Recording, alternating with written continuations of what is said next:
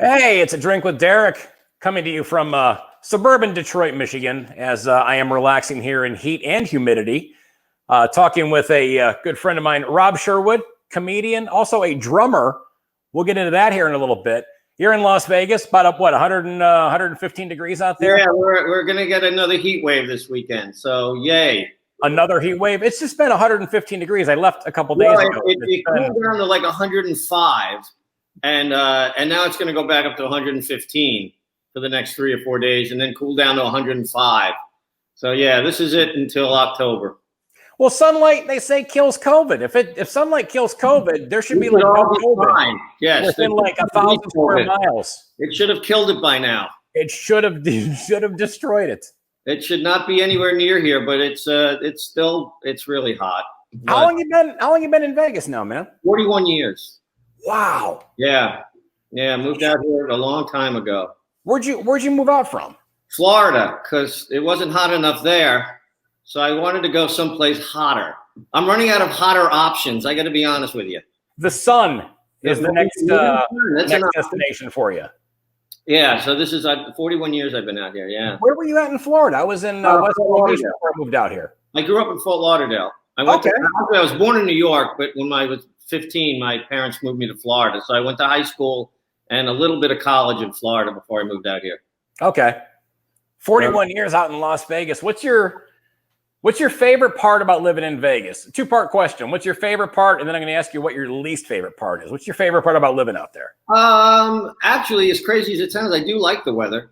I like the fact that there's really nothing happens here that we have to really worry about. And Florida, you had to worry about hurricanes, and you live in the winter, you got ice and snow and cold. So the weather here, even though it's a little hot in the summertime, the weather's nice. The fact that I can make a living here, I like. Mm-hmm. That's a plus. What I don't like, the drivers. They has the worst drivers in the world. Every night when I go to work, I will see at least 2 accidents on the freeway. Every night. We were in Europe, in Italy, and the craziest drivers, I was there for 10 days driving around. I didn't see one accident. So, yeah, the drivers here are really bad. But I do love living here. I can't imagine going anywhere else at this point. No, it's a great city. I mean, and I remember when you and your wife went to Italy, and she was telling me, she goes, yeah, we rented scooters. I'm like, did you guys have a death wish on your honeymoon? Yeah, no, it was great. They drive insane. But you're right, there's very few scooters in Tuscany, so it was in the country, and it wasn't the roads we were on. We hardly saw any other cars or anything. Right. But when we drove around in the cities, like I drove around in Florence, and I drove around in a little in Rome, and I drove to Venice, but we drove around a lot, and it wasn't bad. Although in the last 3 months, I have gotten 4 tickets from Italy that I'm never going to pay. But you just got them? Yes, I just got them. We were there in October. What did you do? Some kind of moving violations, and I'm just like, you got to be kidding me. And they have a picture of the car with the license plate, and I took a picture of the car to make sure it was the same, and it is the car. I don't know what I did. I never got pulled over. Sure. But I've gotten 4 tickets from Italy. Wow. Yep. How bad is that going to suck if we start sharing information with Interpol, and now all of a sudden you get yanked? Good luck getting down the road with unpaid parking tickets in Venice. They're not even like really expensive. It's like a $70 ticket and a $60 ticket. I got one in Rome, and I didn't even drive in Rome. I just drove to Rome, and I parked. Because that's where we returned the car. We rented it in Milan, and I returned it in Rome. And when I just drove down the freeway, I got gas, parked it in the rent-a-car place, and I got a ticket in Rome. So I'm thinking maybe it's a scam. I don't know. I think they just assumed after seeing all the tickets that you already got that you were probably guilty, and they went, you know what, fuck them, give another one. More. I just keep sending them because I ain't paying for any of them.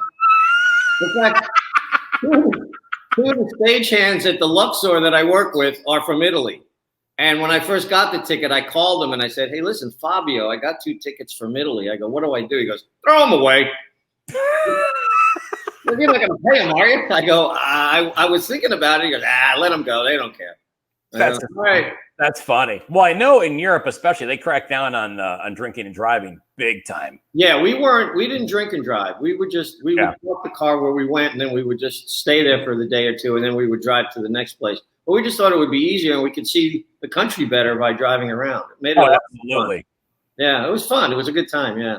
Oh, yeah, I saw some of the pictures. Remember when we could go to Europe? That was a good time, huh? Being able to go to Europe. We were going to go this year again, but not anymore. I can't go to Macaroni Grill. I know.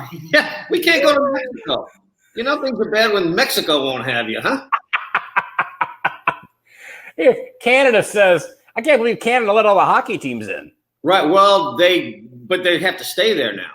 Yeah. They're locked down. They're in the bubble, which is what basketball's doing. But baseball didn't do that, and now baseball's not going to do well. It's a train wreck. Yeah. There's football season, and there's the Miami Dolphins mug. There you go. If you want to be known as a loser, you have one of these.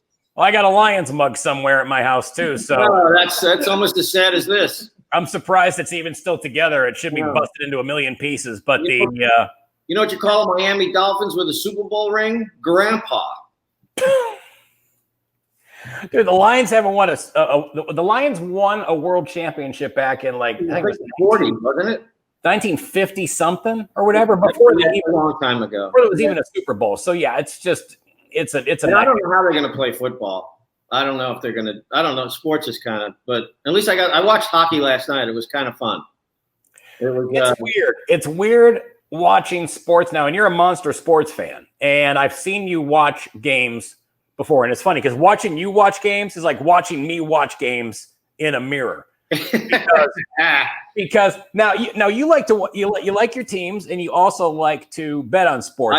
I used to like to bet, but now I know. Well, that was the thing. It was like as soon as everything got shut, there was no sports, and I couldn't bet on anything. I was like, wow, I got a lot more money.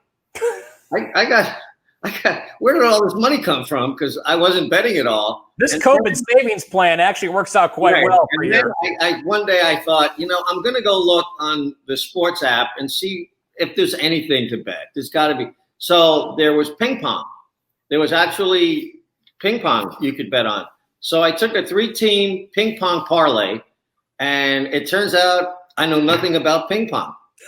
Because I lost the ping pong bet. So I didn't bet anything for a while, and then golf came back, and I would bet on a couple of golf matches, and now I'm just like I don't even know the reason to do it. And I can't watch the baseball. I don't like because I don't like seeing the cardboard cutouts. It's awful, and then I don't like seeing the empty seats. The NHL now is doing it right because they're only playing in 2 arenas, and they covered all the seats with whatever it is. So you don't see the fans. But in hockey, you don't normally see the fans anyway. You just see the rink. So it's a little more interesting to watch. But in baseball, the fly balls are flying out into the home runs hit out, and it just hits a seat that's empty, and the ball's just sitting there. It's just, I don't know. No, half the entertainment value is watching some drunken idiot try to beat up another drunken idiot to get a foul ball. Right. That was great. But now there's just empty seat. I don't know. Cardboard cutout. I don't know. But it's the worst. And what's so funny is they literally, like the cardboard cutouts they put in the stands is literally, it looks like a workplace diversity brochure. Yeah, it does. Yeah, exactly. Not even like a picture. Like if they had you and your wife sitting next to each other, I would go, well, that's adorable. Look at that. But it has me sitting next to this, little Asian girl and then a Mexican guy next. And I'm like, okay, this is. They placed in LA. I guess people were paying to have their pictures put there. That's why Nancy Hart was still, or is that her name? I think that's what her name is. Anyway, she paid, and she's in her same regular seat. So people in LA were paying to have it done, and I guess the money was going to charity. But yeah, it's kind of I don't know. But yeah, I can't watch that. I mean, days are done. Which is sad. Weird. I couldn't. Well, and I can't. It's I'm just so disconnected from sports right now. I don't know if you find this too, where it's everything on ESPN has been centered around them telling me how my favorite sports are going to be screwed up. Well, the baseball season's down to 60 games. What do you just forget about it? Yeah. Let it go. It's not really. You're going to say you won a World Series after you play 60 games? It's not. There's going to be an asterisk next to everyone's season this year. Yeah. So I don't. Golf is the one thing I can still watch because it really hasn't. Other than the fact that after a guy makes a great shot, no one claps, and you can even see the golfers kind of look around like that was a really good shot, right?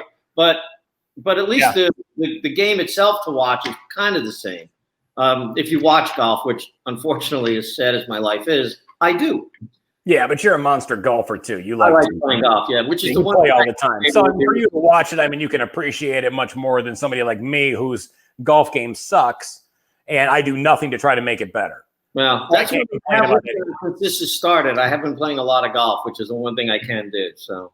Which is great. I mean, at least if you're going to look to find some silver lining in this, I mean, you can head out and play golf, and you guys, your wife plays golf as well, which is cool. Good for you guys to hang.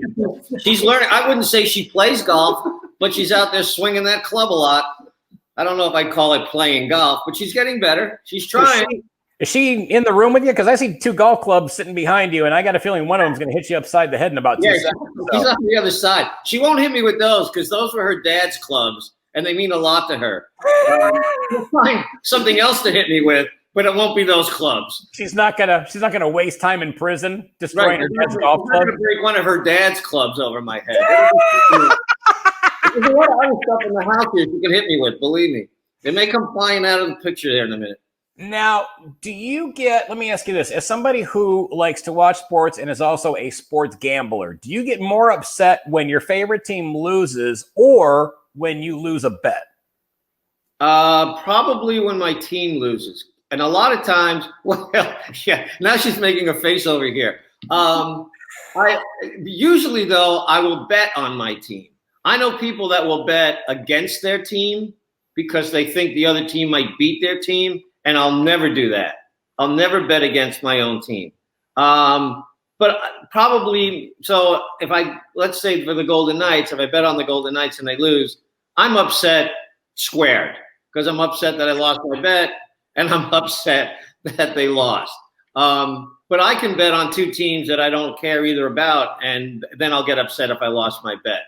But I know guys that'll bet against their team, although I was going to do that at one time, hedge a bet to cover a bet because I thought, I had bet the Golden Knights to win the Pacific, and I could have hedged it that I could have won money either way, but I didn't do it and I let it go. So I think that it's probably a toss-up as far as if I lose to just a bet or one of my teams lose. Because if my team is playing and I can watch it, I'll probably bet on it.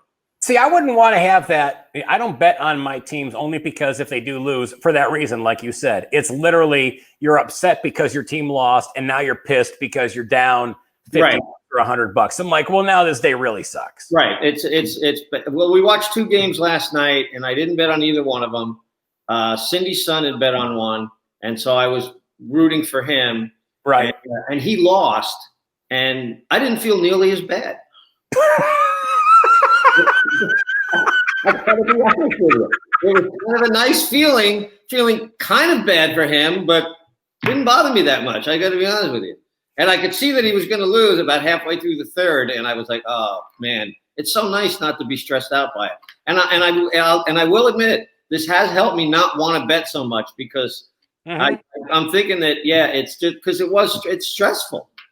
It's stressful. Well, I would always go bet a Knights game on the way to the game. I would park in the casino, park in the garage, and then walk through the casino, place a bet, and then go over there. And it was just so much more fun to go to the game and have an interest in the game and then be there in the stands watching it. Right. And that's kind of why, like, for me, it was always just the entertainment value. Like, if I'm home one night, I'm off, I'm not working. Right. There's something on TV. I don't really care about 2 particular teams, but I can put $50 on one of them, and it just makes it more interesting to watch. It's like, it's just kind of an entertainment thing. It really wasn't. It wasn't a way to make money or right. It was just something that made the game a little more interesting to watch because if 2 teams I could care less about are playing, then I'm not going to watch. It's just if it's the Jets and the Ravens, I have no interest in either team. Right. If it's whatever, not bad. I mean, I would go away for a week and I would make bets before I left so I could watch something while I was away.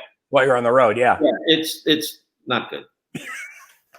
Now, you and I both enjoy the cocktails. You got a cocktail going in your Dolphin? Actually, since it's the morning here, it's a little Bailey's and coffee. Bailey's and coffee, good for you. I'll be honest, I'm drinking water. We got lit up last night here at my buddy's place. We were drinking wine, and I found some good Irish whiskey at the local liquor store. I'm like, well, this is a bottle of Jameson, right? Oh, it's over this shoulder. I know, I see it. I love it. There. I love the collection behind you. What is give me this, though. What is your favorite? I love asking this question now. The last few guests that I've had, because the stories are always hilarious. What is your best drunk story?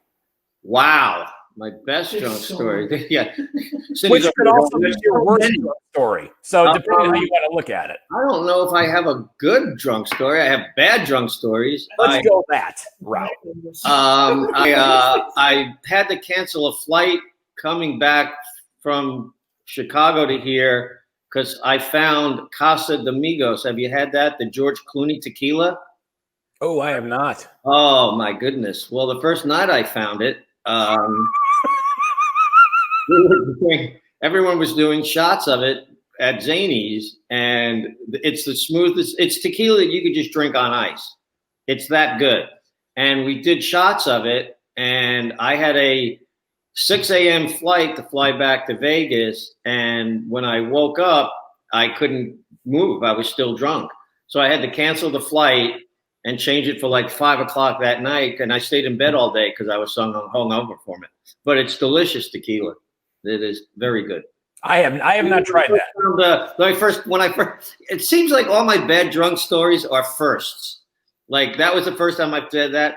The first time I found martinis, found out that the limit's around 4, and I think I had 5, and I had a dance off with the black door guy there, and we had a little dance contest, and it's my firsts with alcohol. Then I have to learn what my limit is.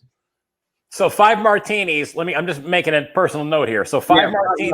5 martinis will never happen again. We'll get you a dance off with a black doorman at a bar. Yeah, and he's a rapper too. He's got dreads. He's a great guy, Larry Gardner. But we decided we would see who could dance better. I think I won. Turns out everyone else. Of course you won. I thought I won. I thought it. Of course you won. You're 5 martinis in. No matter what you did, you won. I thought I was doing all right with him, but now I think someone videotaped it. It's out there somewhere. I don't know where, but it's out there somewhere because they videotaped the whole thing. Oh, that needs to be found. And surprisingly, when this started, I thought I'm going to turn into a raging alcoholic before this is over. And I'm drinking less now than I did when I work. Because every night with Scott, we would always do a shot before the show, have a couple of cocktails afterwards, maybe go out. And now it's not, I'll have maybe a glass of wine with dinner or something, but it's really been toned down quite a bit, hasn't it, honey? See, she even agrees with me on that one. I didn't hear anything. I heard no agreement at all. Kind of went, that was maybe slight head nod. Her nod of approval. God bless her. I'm telling you, being locked in a house with me for 4 months, you find out a lot about someone in a pandemic. And that's why they talk about all these domestic violence cases going to the moon and these divorces and breakups that are unfolding because of this. Again, being locked in confined quarters with somebody else. I mean, it's a tough situation. You really do find out a lot about a relationship and about the other person. One of us is amazing, and one of us is an asshole. And I think you know which one's which. Yeah. I knew that answer before the pandemic even started. So I think everyone else did too. Our neighbor just got this Rottweiler, and the dog barks at me, just goes nuts, and seems to like her. And the neighbor goes one day, well, he seems to like you and not him. And I go, that's pretty much our life. Your dog is pretty much what our life is about. Your dog encapsulates her and our relationship. It is. It's a crazy dog too. Oh my gosh! I'm surprised you can't hear him barking. What would be? Obviously, you go and hang out at bars from time to time. What would be your bar fight theme song? You're a drummer in a punk band. Yeah, we'll get to that here in a second. But so I want to see, what would your bar fight theme song be? Oh my God! What do you mean? Would I be in a bar fight? And then I mean, like all of a sudden, it's like you get 5 martinis in, and you're not going to do the dance off. You're ready to start throwing shit. And what would be the song that would come on that would make you years old? Geez, a bar fight song. Street Fighting Man by the Rolling Stones. There you go. That'll work. Yeah. That's a good one. I was talking to a friend, comedian that I'm sure you know, Lenny Schmidt out of Chicago. Lenny Schmidt, he literally told me in the interview that we did, he said his bar fight song would be Huey Lewis Working for a Living. That's that great. was my reaction. I go, how did he get pissed off at a 1982 Huey Lewis song? Oh my God. I couldn't even imagine getting into a bar fight. That would be, once again, Cindy's looking over here now going, oh, I can, but I can't believe you don't get in a fight. she can't believe I don't get in fights all the time. But yeah, no, that's wow. And you know what? I very rarely get drunk in bars because I really don't go to bars that much. You know, we go out to get something to eat or something, but we don't really go. That's why, like, when they said they were closing the bars, I was like, I don't really go to bars that much. Right. We go to get something to eat or something, but I don't hang out in bars, and I definitely don't go to the clubs. Jesus. You walk in there and it's like, oh, someone's dad's looking for him. You know, I don't want to be that guy. Yeah, here come the feds. Yeah, I know. It's not. Yeah, it's a raid. But the bars are open where you are, though, right?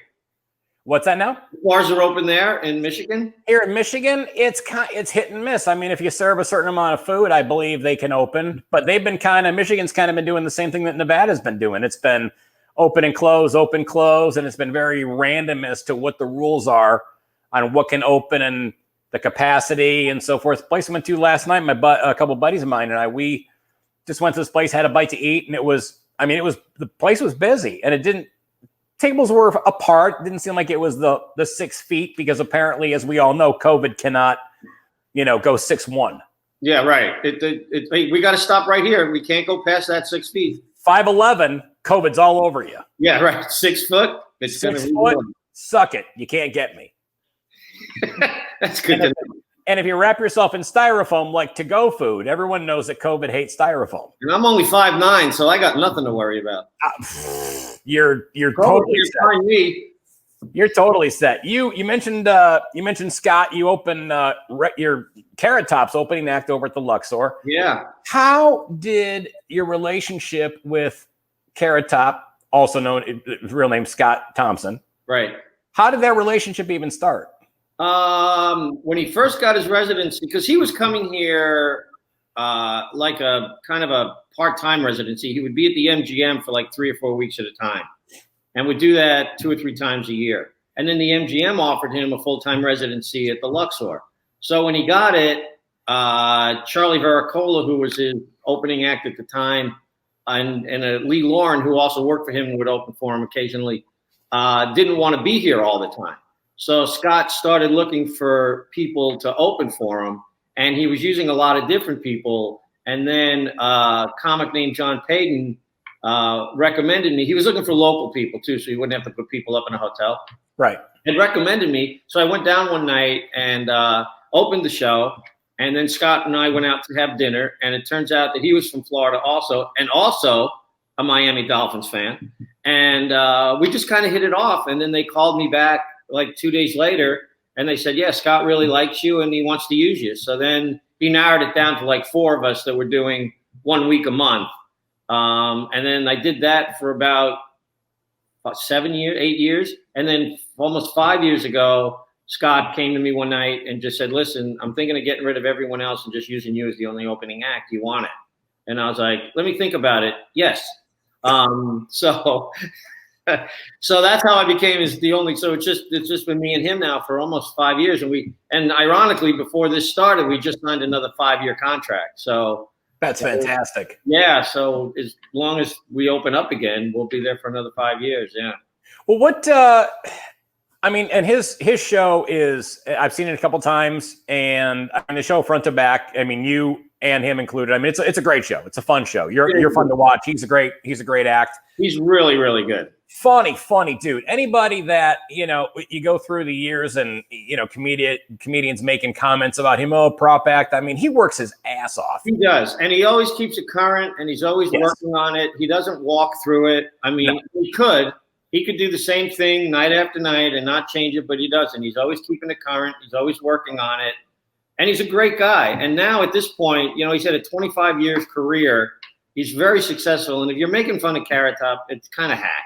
You know, exactly. really, and even he says it. He admits it now. Now he said it was a time that it bothered him, but then George Carlin had told him one time. He says, "Dude, you're funny." He goes, "Don't worry about what anyone else says." Right. You know what? At that point, if Carlin's giving me a thumbs up, what do I care what some middle act in Iowa is saying about me?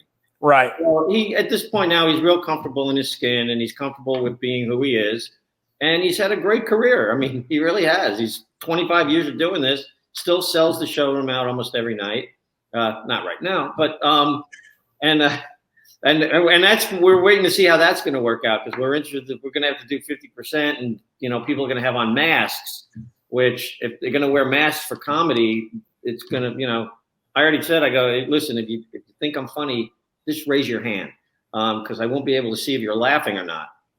Well, between that and the, you know, the drive-in comedy shows that you see people doing, I mean, I don't get that at all. I don't know. I'm glad you're working. You can find places where people are out having a good time and laughing, because it's, you know, it's a little weird and it's a little worrying what it's going to be like once it opens up. But I'm sure we'll figure it out. Yeah, I mean, I haven't been just not doing anything for, you know, the longest time. I've always been out on the road doing something. So the longest I've ever not worked in my entire life since I'm maybe 10. I mean, I've been doing something since I'm 15, 16 years old, always work. Right. And I've gone 4.5 months now without being on a stage of any kind, anywhere. So like, it's going to be a little weird going up for the first time. Yeah, it's going to, but it is strange. I mean, when I went up in Oklahoma City, it was after about a 3-month layoff, and it was weird. It was like just trying to get your sea legs back. You're like, this is all right. Let me get the time, let me get the rhythm. This is where this goes. Anything, or did you just go up there and do it? I'm sorry. What was that? When you first went back up, did you look at notes? Did you have a tape of anything to listen to, or did you just the days leading up to it, I was kind of going through stuff, and I had recorded some sets before, and I was listening to things to kind of see where stuff went. I knew where it went, but I'm like, okay, I knew that I added some stuff here, and I kind of, you know, changed up the timing on a few things, and so it took about 3 shows to get where I felt, okay, good, okay, boom, everything. Yeah, because I did that for 2 weeks. Down like new stuff, but not a lot. But I've been thinking, like, what am I not going to be like? I used to have a good joke about the buffets. I'm like, well, there's no more buffets, so am I going to have to say, oh, remember when? And I don't want to really do that. It's going to If we know we're opening up, I'll start thinking about it more. But since we don't know yet, we'll just sit and wait, and see what happens. No, I don't blame you. Scott Carrot Top has some great fans. Yes, he does. He's got some. He's very loyal, and yes. And there's also a few. Okay, I know where this is going. The craziest, goofiest thing that you've seen a Carrot Top fan do. Okay, either in the show or even after a show, or when they saw. We had a few fans. They're women, and they will come for a week, and they will buy the same seat every night for 6 or 7 days in a row. And in the front row, front and second row, and come to every single show. And he also has where you can pay extra for a meet and greet. And they will go to every single meet and greet and meet him again every single night. And one night he had a woman there, and she had a tattoo on her back. And once again, this is her back, the whole lower part of her back. Where is it? Oh my God. She had a Carrot Top tramp stamp? Yeah, on her back. And we were all making jokes saying, wouldn't it be fun to do it from behind and then you could come on his face? But to give you an idea, now I zoomed it in. I don't know how much you can edit these things. But Oh, there's no editing. This is all. See it, but just to give you an idea how big it is, there's the sides of her back. So you see, those are her fingers. Oh my God! So those are her fingers pulling her dress down, and then that's one side of her back, and then that's the other side of her back. So on her back, I'm telling you, this thing was like this big, and she showed it to the whole audience, and somewhere between, it was like there was a gasp of like, oh, and then like people didn't know. So Scott, and this was like the first or second night she was there. So Scott brought her back to meet her because we wanted to all see this. And I'm telling you, this thing, the detail it's an amazing tattoo. If you look at tattoos, this thing has got incredible detail to it. But I was like, really? This is what you did? And so but they're always nice. They don't seem crazy, even though that's fucking crazy to me. But they, if you're a fan, I could see, if you're a fan of a band or something, but his fans are loyal, man. I mean, he's got people that we have a lot of repeat business. Now, how would you feel? How would you feel if somebody had a tattoo of you on their back? Cindy, come here. We've been busy over this pandemic. Yeah, next time I see your wife Cindy, I want to see the Rob Sherwood back tattoo that she has. It's amazing. How would you feel about that? I mean, that had to be some level of weirdness for Carrot Top. I think there is. I mean, you got to be a little concerned when someone does something like that. But we've had a lot of people come and they'll have a carrot on their ankle or something like fans that have but this was the one that was the most dramatic of this huge tattoo on her back. And it would send up a red flag for me to think, maybe this woman isn't right. But he treats them there. But every night people bring him gifts because he posts a lot on Instagram. Yeah. So they know about his dog and they bring him dog treats and dogs. I mean, every night he ends up with a bag full of gifts that people bring him every night to the show. Well, he's a super nice guy. I mean, I've met him a couple of times casually out in public, and it was just, he was very, very gracious. I'm like, hey, we will never say anything. Always super nice. I didn't always talk to people. Yeah, he's very nice that way to people. Yeah, he'll never say. In fact, other people with him will go, Scott, we got to go, and then he'll leave. But he will stay and talk to people and sit down with them. And yeah, he's really good that way. Yeah. No, he's a class act. I mean, you don't see. There's a few people in this business that are like that, and he's definitely one of them. I mean, just a funny. He's a good guy. Yeah, hilarious comedian, and just a genuinely good person. And it comes from an interesting background. His dad was an engineer for NASA. Well, he lived in Orlando, and I live in Orlando now, but he grew up like around Cocoa Beach, around Cape Kennedy or Cape Canaveral, whatever it's called now. And his dad worked for NASA and like hung out with Neil Armstrong and Buzz Aldrin, and he knew all these guys when he was a kid. And his dad has got this incredible. He's passed away a few years ago, but his stepmom now has this incredible NASA memorabilia stuff. That's just it's like a museum of NASA stuff. Wow. Yeah, and his brother was an F-16 jet fighter pilot. That now flies. His brother is? His brother was, yeah. Garrett was a pilot for the Air Force, F-16. Wow. And if you met the guy, you'd go, "You flew F-16s?" He's another great guy. His brother's great too. Yeah, it's a great family he comes from. Yeah. No, it's funny when you see people like that and you don't think of them in being capable of flying an F-16. You go, "That's really what they gave you the keys to?" He's kind of silly and funny, and yeah, he's a good guy though. Yeah. It's fun work. It's a good.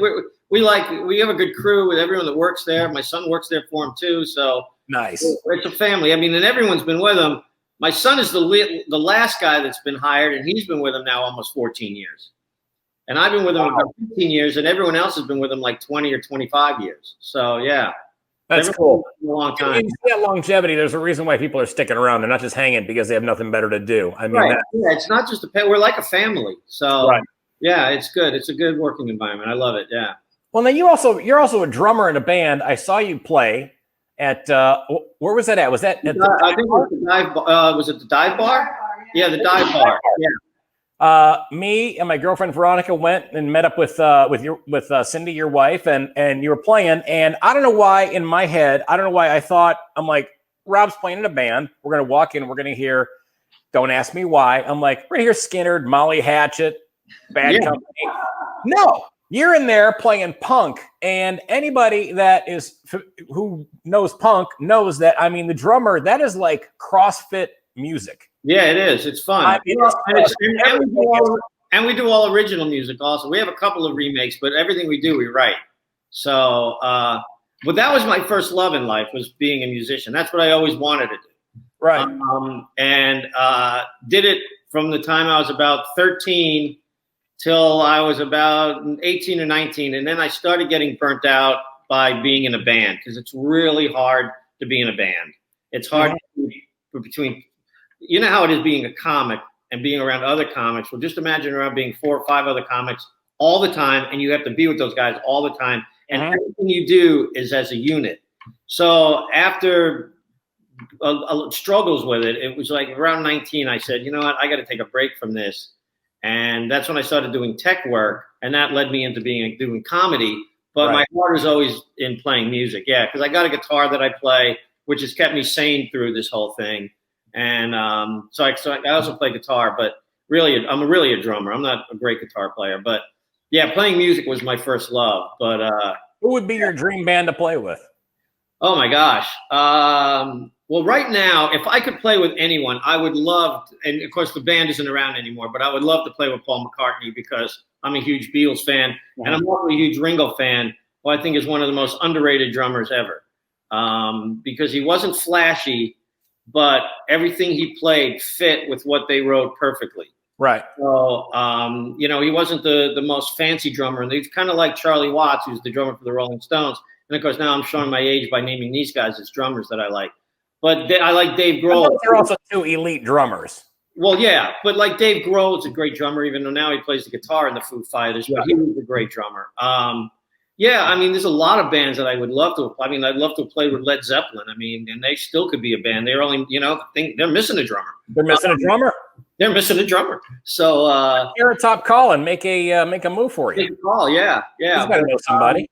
Yeah, that's my first love, is playing the drums. Yeah, it really is. It's and we're just doing a second CD now, and we're still rehearsing. Once we figured out none of us had the COVID, we kept rehearsing, and we rehearse every Friday, and we're going into the studio this Saturday to finish up the second CD. Yeah.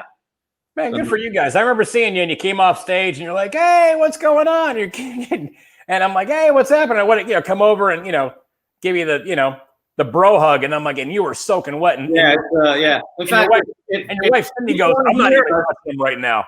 We're on Spotify, and it's Lawnmower Death Riders is the name of the band. And Lawnmower Death Riders. Lawnmower Death Riders. You can go on Spotify, and the first CD was called Dead Grass, and we have a theme. And then now the next album is going to be a little more electric than the first one, and now we're kind of changing things around.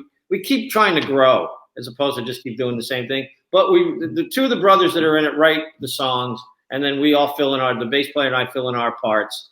And that's the part I like. Like when you said playing like Leonard Skinner or something, I've never been in a cover band except when I was a teenager. Once I started playing, I played here in the 80s. I played in a band for about 10 years, and it was all original music then. Right. And I like to be creative. I'm not good. It'd be like if you went on stage and told other people's jokes. Right. Which I know some comics do. But it's the creativity part that I like. I like the originality and being able to be creative and stuff. So that's a rarity. It's a rarity to see that with bands today. It's hard. You see in a bar. Well, and you're not going to make money doing it. That you hope to dream that maybe you'll get a record contract, or maybe you'll end up on the radio, or maybe something like that. Right. But the music business is as hard as the comedy business. And the one thing about the music business, it's hard to make a living playing music unless you're playing someone else's music. Right. If you're a cover band, you can work. If you're an original band, you do shows like we did at the Dive Bar. Right. So it's what it is, but I love doing it. So, and the fact that I'm still. It's a great creative outlet for you. That's fantastic. Yeah. Lawnmower Death Riders. Lawnmower Death Riders. On Spotify. Yeah. And the new album's coming out here pretty soon. Well, I don't know what we're going to do with it. We got 2 boxes full of CDs from the first CD. So now we'll have 4 boxes of CDs laying around. Hey, everybody needs coasters. Yeah. Look, here's one of the CDs now.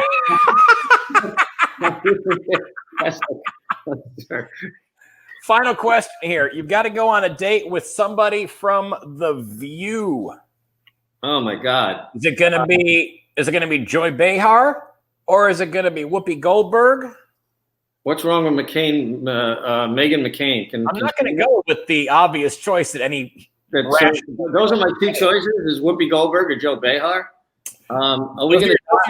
Well, I guess you could go with the who's the other one on there? It was Megan McCain. I don't know. I got to be honest with you. The fact that you know who's on The View scares me. But too. The fact that you knew Megan McCain scares me. So well, let's see. Am I going to die in a car crash after the date? Because then I'll go. But okay. I don't know. I don't. Geez, I don't know, man. That's a tough one. Maybe Whoopi, because maybe she'd be a little more entertaining. I think Joe Behar would be a little annoying after a while. I don't know, but a little. Whoopi, yeah, I know. Maybe Whoopi. I don't. That's man. That's I hear the Ted Danson stories. Oh, I know. Yeah, he dated her for a while, right? But isn't she? Didn't she become? Is she gay now? Is Whoopi gay now? I think she's gay now. Which happens after you date Ted Danson. You date Ted Danson, and you become a lesbian. Then you become gay. That's how it works, I guess. Dude, where can people find you on social media? I know they can see you at the Luxor when the Luxor opens back up and Carrot Top is back on stage. You're there all the time opening for. I know this is a horrible thing as a performer. I'm not really on. I mean, I look at Facebook when I'm going to the bathroom a lot. Something to read.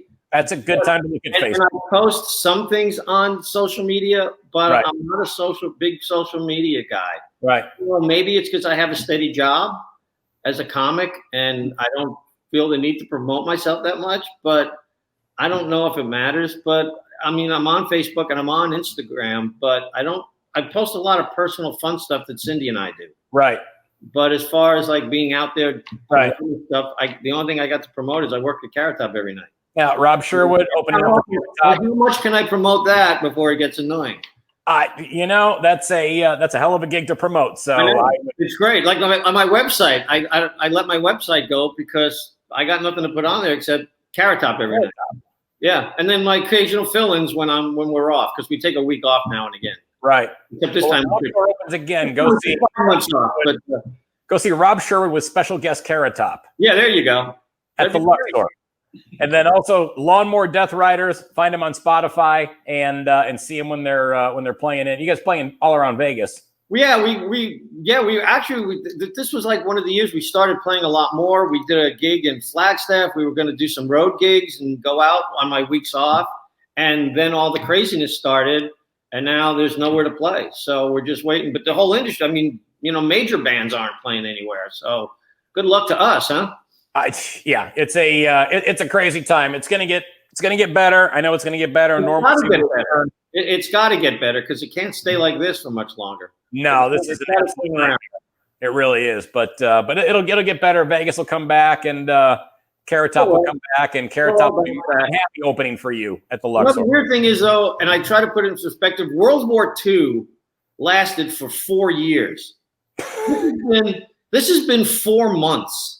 It's really, in the big picture, this hasn't been, but we're so used to everything being so quick.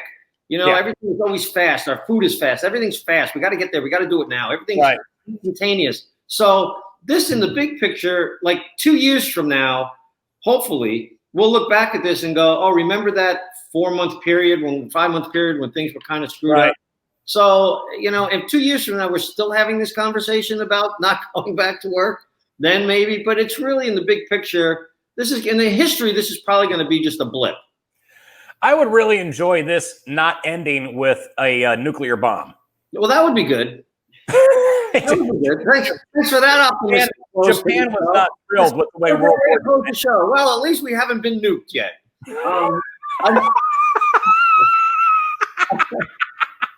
The thing is, we're the only country that's kind of screwed up right now. The rest of the world seems to kind of have this a little bit under control, and hopefully we'll get there, and then we can get back to a little bit of normalcy. But I mean, as far as my life goes, it's been kind of normal in a way because I don't really go out a lot. I don't do a lot. Right. it's been you want to get something to eat tonight. Like, we haven't been out to a restaurant since this started. We just, first of all, they were closed, and Right. we were eating at home, and we're home, and it's like, well, we'll just stay home. We got, we like it here. So, but to be able to go out and do stuff, and when that comes back, it'll be great. And I know some people go out, but we're just like, I don't really want to go anywhere. When it comes, when I get back into town, need to swing by your place and we can knock off that second shelf that's right behind you. There it is, right there. That bottle right there, baby. It's I love it.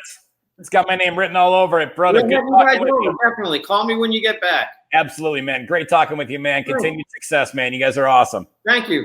Thanks. See ya.